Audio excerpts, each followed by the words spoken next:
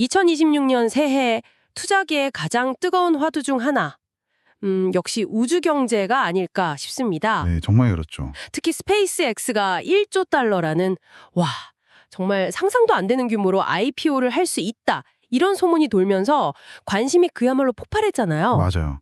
그런데 많은 분들이 우주 산업하면 아직도 그냥 거대한 로켓이 불 뿜는 장면, 그것만 생각하시는 것 같아요. 아, 그렇죠. 하지만 이제는 그 단계를 훌쩍 넘어섰거든요. 위성, 통신, 데이터, 심지어 안보까지 전부 얽히면서 뭐랄까 하나의 완전한 경제 생태계로 진화하고 있는 거죠. 바로 그 지점입니다. 그래서 오늘은 스페이스X라는 그 거대한 이름에 좀 가려져 있었지만 사실 이 우주 경제 생태계를 실제로 움직이고 있는 핵심 기업들을 한번 깊게 파헤쳐 보려고 합니다. 오, 흥미로운데요. 특히 한 2,000달러 정도의 자본으로도 우리가 접근할 수 있는 아주 재미있는 플레이어들이에요. 이 우주 경제를 세 개의 층으로 나눠서 보면 어떨까 하는데요. 세계의 층이요? 네. 첫 번째는 우주로 가는 고속도로를 까는 발사체 기업. 두 번째는 그 고속도로 위에서 우리 삶을 바꿀 서비스를 제공하는 통신 기업. 아하. 그리고 마지막으로 이 모든 활동의 기반이 되는 인프라와 안보를 책임지는 거인. 이렇게요. 와, 아주 훌륭한 틀인데요. 그렇게 층위를 나눠서 보면 각 기업이 이 거대한 퍼즐에서 어떤 역할을 하는지 또 서로 어떻게 연결되는지 훨씬 입체적으로 보일 것 같습니다. 그렇죠. 그럼 첫 번째 층, 우주로 가는 고속도로를 건설하는 기업부터 바로 시작해 보시죠. 좋습니다. 바로 그 첫 번째 층의 핵심 플레이어, 스페이스X의 뒤를 바짝 쫓고 있는 로켓랩입니다. 미국에서 스페이스X 다음으로 가장 많이 로켓을 쏘아 올리는 명실상부한 확실한 2인자죠. 저는 이 2인자라는 위치가 현재 우주 시장에서 정말 중요하다고 봅니다. 압도적인 1위가 있다는 건 시장을 열었다는 뜻이지만 강력한 2인자가 있다는 건 그 시장이 독점이 아니라는 거잖아요. 건강한 경쟁 구도라는 증거군요. 그렇죠. 계속 성장하고 있다는 가장 확실한 증거니까요. 그렇군요. 로켓랩의 현재 주력 사업은 일렉트론이라는 소형 발사체인데요. 이걸로 작은 위성들을 궤도에 올려주는 일종의 우주 택배 서비스에 특화되어 있습니다. 실적이 아주 꾸준하죠. 네, 실적이 정말 꾸준하거든요. 지금까지 성공한 발사 횟수만 봐도 총 81번이고요. 작년 12월 한 달에만 4번을 쏘아 올렸을 정도예요. 그런데 여기서 정말 흥미로운 지점은 로켓랩이 단순히 로켓만 쏘는 회사가 아니라는 겁니다. 맞아요. 바로 그 부분이에요. 우주 시스템이라는 어쩌면 로켓 발사보다 더 중요한 사업 부문을 동시에 운영하고 있죠. 저도 이 점을 보고 와, 이 회사 정말 영리하다 이런 생각이 들었거든요.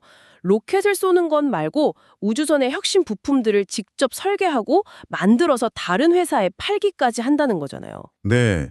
예를 들면 우주선이 정확한 방향을 유지하게 돕는 뭐랄까 균형 장치 같은 반작용 휠이라던가 아, 그런 부품들? 혹은 밤하늘의 별을 보고 자기 위치랑 방향을 정확히 파악하는 우주선의 GPS 역할을 하는 별 추적기 같은 아주 정밀한 부품들이죠. 와, 그리고 이 두 사업의 조합이 엄청난 시너지를 냅니다.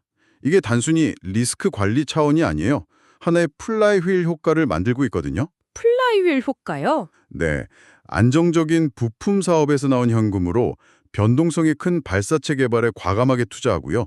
또 그렇게 개발된 발사체 기습이 다시 부품 사업의 기술력을 시장에 증명해주는 그런 선순환 구조인 거죠. 자기 자신이 최고의 고객이자 R&D 파트너가 되는 셈이군요. 정확합니다. 실제로 작년 9월 말 기준으로 보니까 이 부품 사업에서만 총이익이 9,370만 달러나 나왔더라고요. 그 말씀은 발사 사업이 일종의 홈런을 노리는 4번 타자라면 부품 사업은 꾸준히 안타를 쳐주면서 팀의 안정성을 유지하는 1, 2번 타자 역할을 한다는 거네요. 딱 맞는 비유입니다. 그런데 이 회사가 지금의 성공에 만족하지 않고 더 큰 홈런을 준비하고 있다면서요. 뉴트론이라는 중형 발사체 말입니다. 네, 바로 그게 로켓랩의 미래를 좌우할 가장 큰 변수입니다. 이 뉴트론은 기존 일렉트론보다 약 40배 더 무거운 화물을 실을 수 있거든요. 잠시만요. 40배요? 와, 그건 거의 체급이 완전히 다른 수준인데요? 그렇죠. 이건 사실상 스페이스X의 주력 로켓인 펠컨 9과 직접 경쟁하겠다는 뭐랄까 선전포고나 다름없습니다. 와, 근데 펠컨 9과 직접 경쟁한다는 건 정말 대단한 포부인데 스페이스X는 이미 재사용 기술로 시장을 거의 독점하다시피 하고 있잖아요. 후발주자인 로켓랩이 현실적으로 그 벽을 넘을 수 있을까요? 아주 날카로운 일문입니다. 물론 쉽지 않은 도전이죠. 뭔가 차별화된 전략이 있나요? 네, 로켓랩도 바보가 아니죠. 뉴트론 역시 완전 재사용을 목표로 개발 중이고요. 특히 탄소 복합재로 만든 아주 가볍고 견고한 동체를 내세우고 있어요.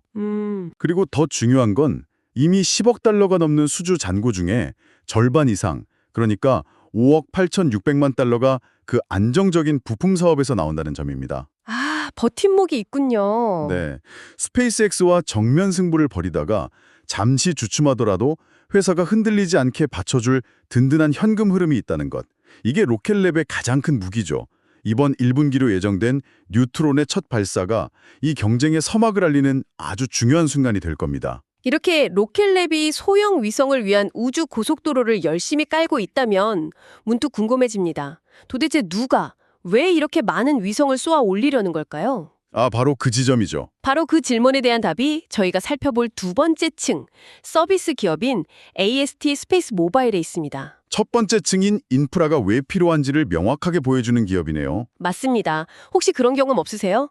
예전에 설악산 같은 데 갔다가 길을 살짝 잃었는데 그때 정말 휴대폰이 벽돌이 되더라고요. 저도 있죠. 지도도 안 되고 연락도 안 되고. 그 짧은 순간이 얼마나 아찔했는지 모릅니다.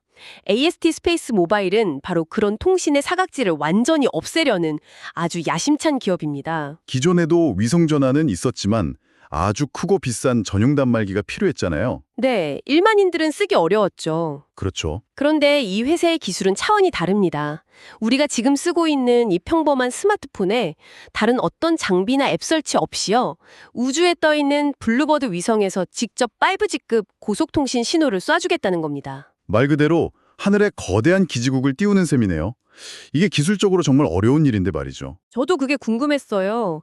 이 기술이 정말 대단하다고 생각하면서도 한편으로는 과연 이게 실제로 안정적으로 구현될까 하는 의문이 들었거든요. 특히 정부나 군대처럼 안정성이 최우선인 곳에서도 이 기술을 신뢰할 수 있을까요? 바로 그 점을 증명하는 아주 중요한 계약이 있습니다. 오, 뭔가요? AST 스페이스 모바일은 민간 통신사들하고 파트너십은 물론이고요. 미 우주개발국 SDA와 4,300만 달러 규모의 계약을 체결했습니다. 정부기관이랑요? 네, 국방 및 정부용 특수통신망을 이 기술로 구축하기로 한 거죠. 국가안보가 걸린 프로젝트에 채택되었다는 건 기술의 신뢰성에 대한 의심은 사실상 끝났다고 봐도 무방합니다. 와, 기술 검증은 끝났다는 의미군요. 그럼 사업 모델은 어떻게 되나요? 우리가 직접 이 회사에 통신비를 내는 건가요? 아닙니다. 그 점이 또 이 회사의 영리한 부분이죠.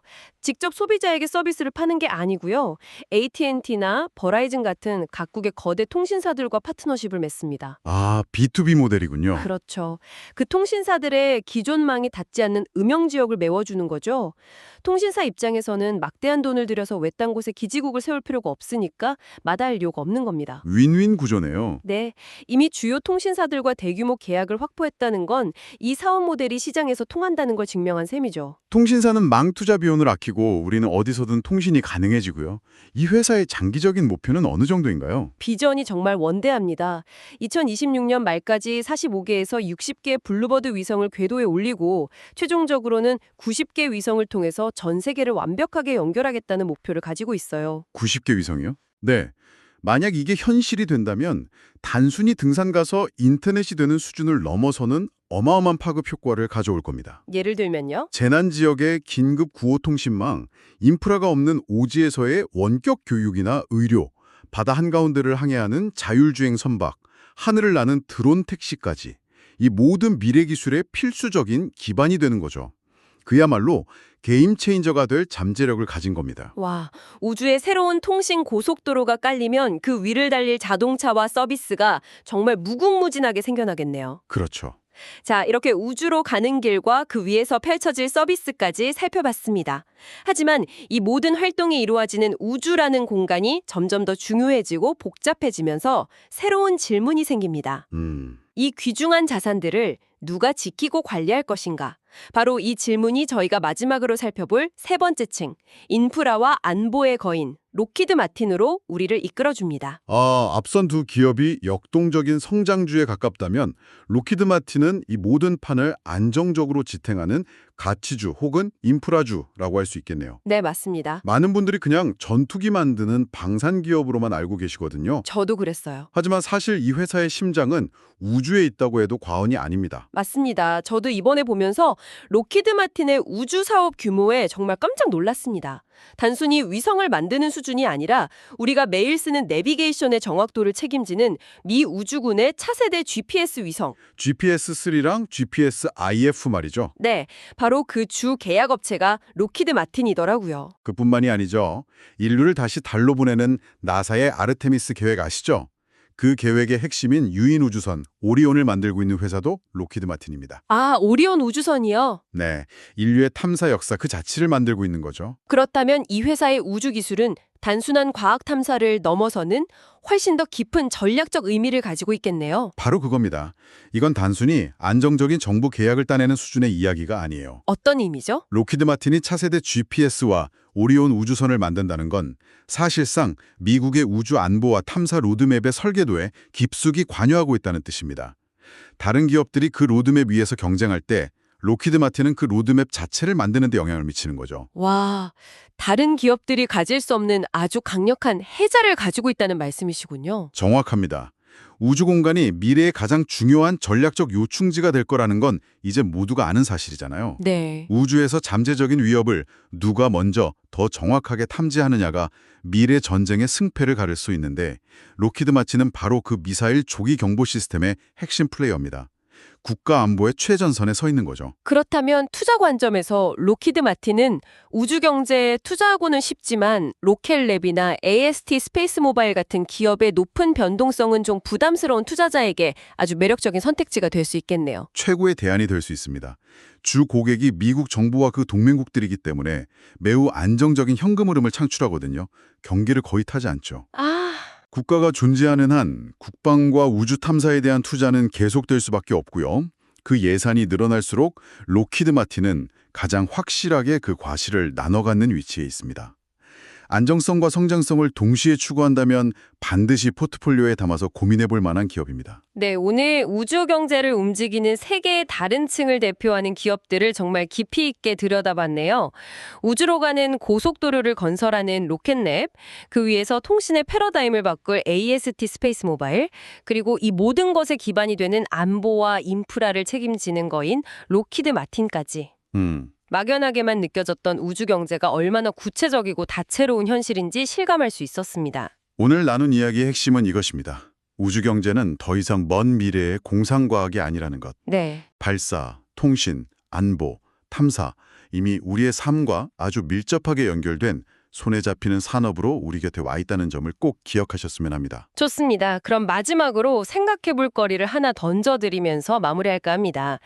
오늘 우리가 다룬 이 기업들이 구축하는 인프라가 모두 완성된 후의 세상을 한번 상상해 보세요.